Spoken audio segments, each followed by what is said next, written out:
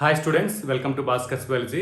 ఈ వీడియోలో intermediate second year zoology point of వ్యూలో రేపు జరిగేటువంటి ఎగ్జామినేషన్స్కి ఆల్రెడీ మనం ఇంపార్టెంట్ 4 మార్క్స్ అలాగే 8 మార్క్స్ లిస్ట్ కూడా మనం ఆల్రెడీ ఒక వీడియోలో మనం ప్రొవైడ్ చేయడం జరిగింది.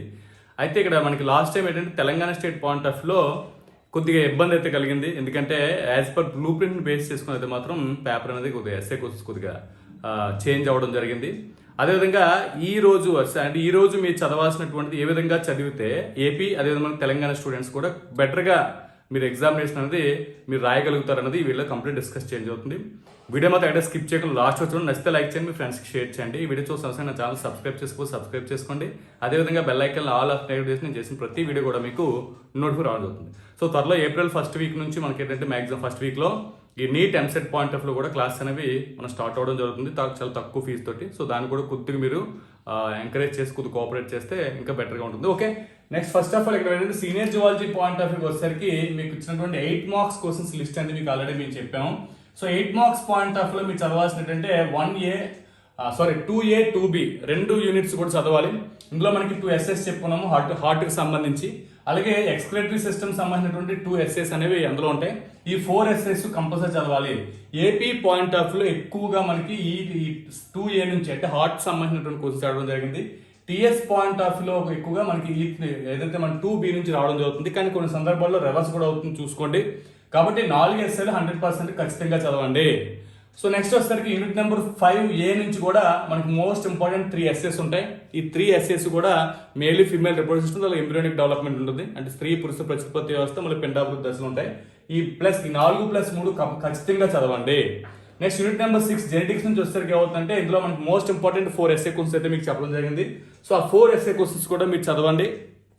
సో దీంతో పాటు ఎడిషనల్ గా తెలంగాణ పాయింట్ ఆఫ్ వ్యూలో 3rd B function of the brain of man.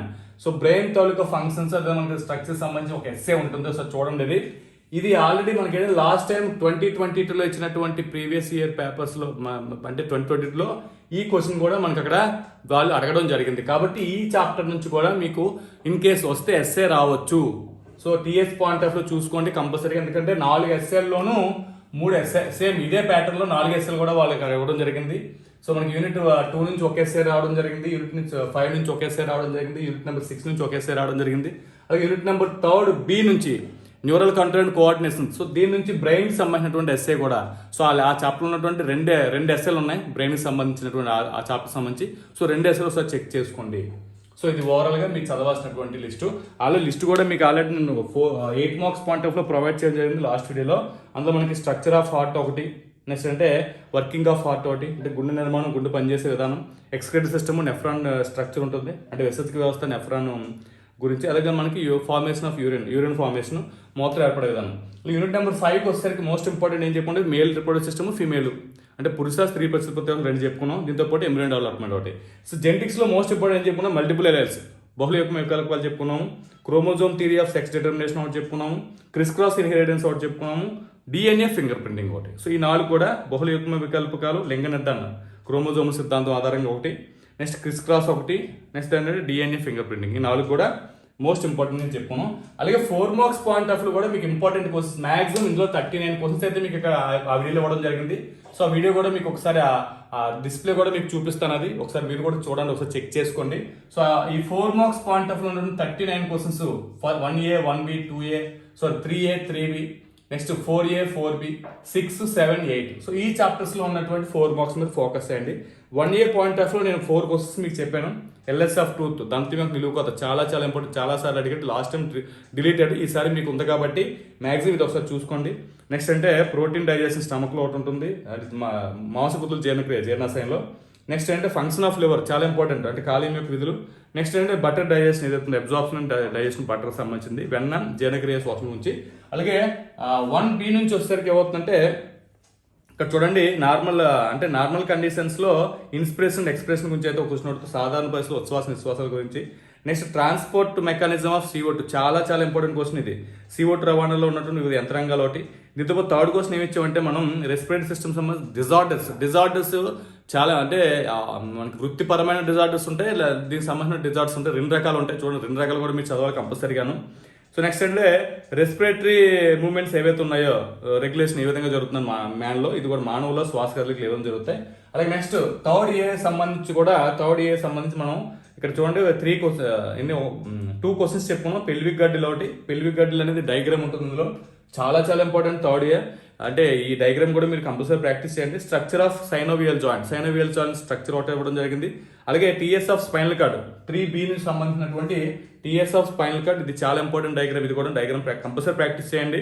Next synaptic transmission. So ఈ సినాప్టిక్ నాడీ కణసంధి అభివహనం ఉంటుంది, ఇది కూడా ఇంపార్టెంటే. నెక్స్ట్ రెటినా నేత్రపటలం హ్యూమన్ ఐలో, ఇది ఇందులో చెప్పిన. Next 4th A point of important questions ఏం చెప్పుకున్నాం అంటే పిట్యూటరీ గ్లాండ్స్ సెక్రెట్స్, అంటే పిట్యూటరీ గ్లాండ్స్ రావకాలు చెప్పుకున్నాం. హైపోథైరాయిడిజం, హైపర్ థైరాయిడిజం ఒకటి.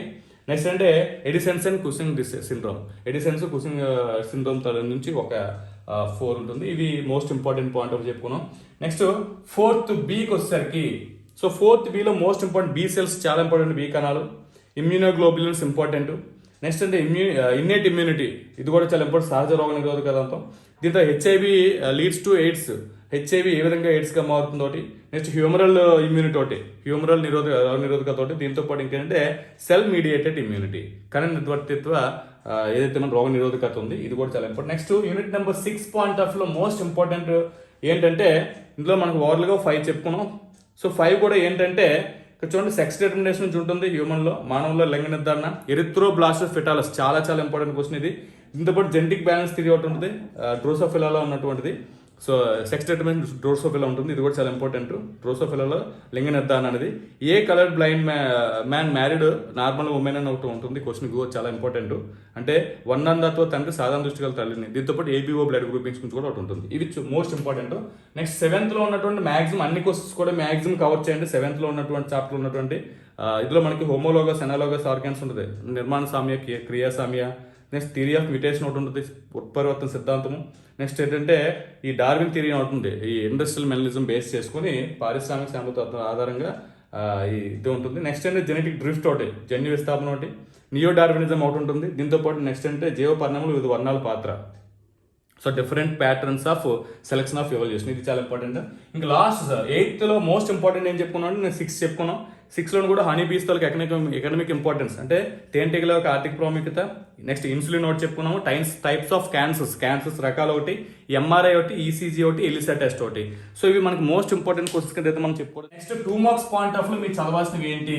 2 మార్క్స్ పాయింట్ ఆఫ్ లో మీ చాయిస్ తీసుకోవద్దు. మాక్సిమం ఏవైతే నేను ఇక్కడ ఇచ్చానో మాక్సిమం అవన్నీ కూడా చదివే ప్రయత్నం చేయండి. 1A 1B నుంచి కూడా మన క్వశ్చన్స్ రావడం జరిగింది. 1A చదవండి, 1B చదవండి.